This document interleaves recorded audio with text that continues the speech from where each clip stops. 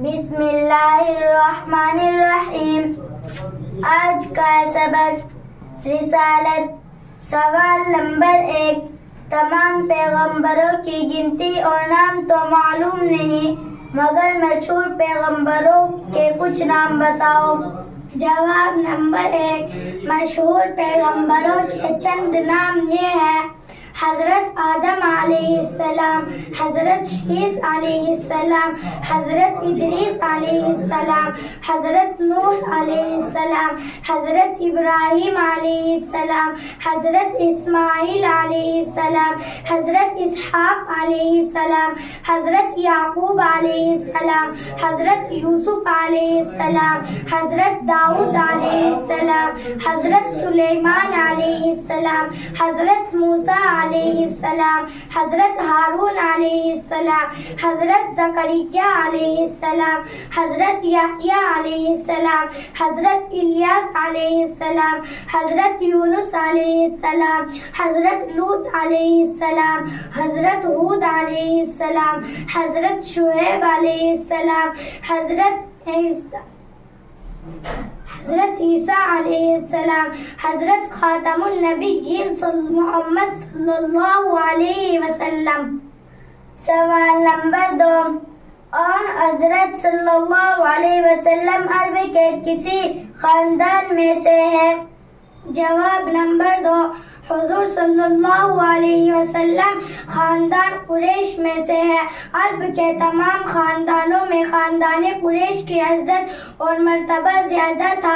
خاندان قریش کے اگر عرب کے دوسرے خاندانوں کے سردار مانے جاتے تھے. پھر خاندان قریش کی ایک شاخ بنی ہاشم تھی جو قریش کی دوسری شاخوں سے زیادہ عزت رکھتی تھی. حضور صلی اللہ علیہ وسلم اسی شاخ یعنی بنی ہاشم میں سے تھے. اسی وجہ سے حضور صلی اللہ علیہ وسلم کو ہاشمی بھی کہتے ہیں. سوال نمبر 3. ہاشم کون تھے جن کی اولاد بنی ہاشم کہلاتی ہیں؟ جواب نمبر 3. حضور صلی اللہ علیہ وسلم کے پردادا کا نام ہاشم ہے. آپ کے نسب کا سلسلہ اس طرح ہے: محمد صلی اللہ علیہ وسلم بن عبداللہ بن عبد المطلب بن ہاشم بن عبد مناف. سوال نمبر 4. حضرت صلی اللہ علیہ وسلم کی پشتوں میں حضرت آدم علیہ السلام کے بعد اور کوئی پیغمبر ہے یا نہیں؟ جواب نمبر 4. ہاں، آپ حضرت اسماعیل علیہ السلام کی اولاد میں ہیں اور حضرت اسماعیل علیہ السلام حضرت ابراہیم خلیل اللہ علیہ السلام کے صاحبزادے ہیں. ان دونوں کے علاوہ وہ حضرت نوح علیہ السلام اور حضرت ادریس علیہ السلام اور حضرت شیس علیہ السلام حضور صلی اللہ علیہ وسلم کے نسب کے سلسلے میں داخل ہیں. سوال نمبر 5. حضرت محمد رسول اللہ صلی اللہ علیہ وسلم کو کتنی عمر میں پیغمبری ملی؟ جواب نمبر 5. حضور صلی اللہ علیہ وسلم کی عمر مبارک 40 سال کی تھی کہ آپ پر وحی نازل ہوئی. سوال نمبر 6.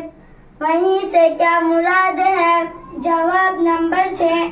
وحی سے مراد یہ ہے کہ خدا تعالیٰ نے اپنے احکام اور اپنا کلام خدا حضور صلی اللہ علیہ وسلم پر اتارنا شروع کیا.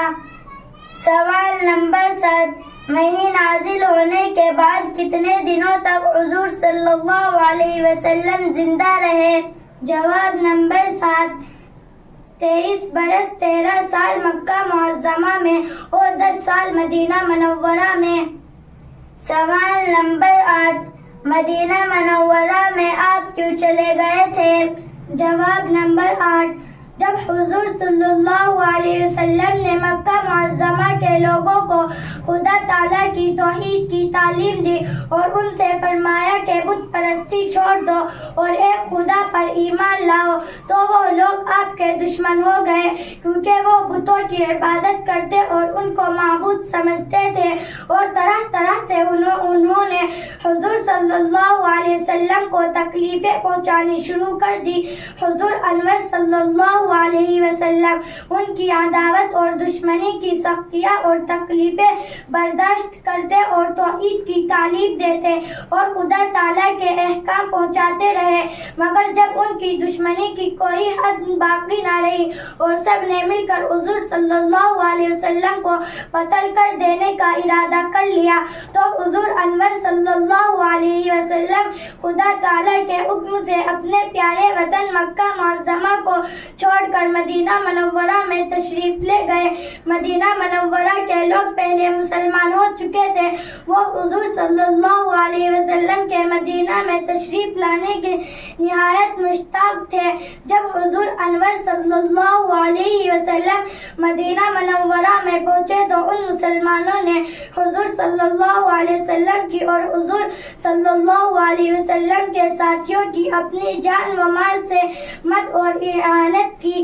حضور صلی اللہ علیہ وسلم کے مدینہ منورہ میں تشریف لے جانے کی خبر سن کر اور مسلمان بھی جن کو کافر ستاتے رہتے تھے آہستہ آہستہ مدینہ منورہ میں چلے گئے۔ حضرت صلی اللہ علیہ وسلم کے مکہ سے مدینہ منورہ چلے جانے کو ہجرت کہتے ہیں، اور ان مسلمانوں کو جو اپنے گھر بار چھوڑ کر مدینہ میں چلے آئے مہاجرین کہتے ہیں، اور مدینے کے مسلمان جنہوں نے حضرت صلی اللہ علیہ وسلم اور مہاجرین کی مدد کی انہیں انصار کہتے ہیں۔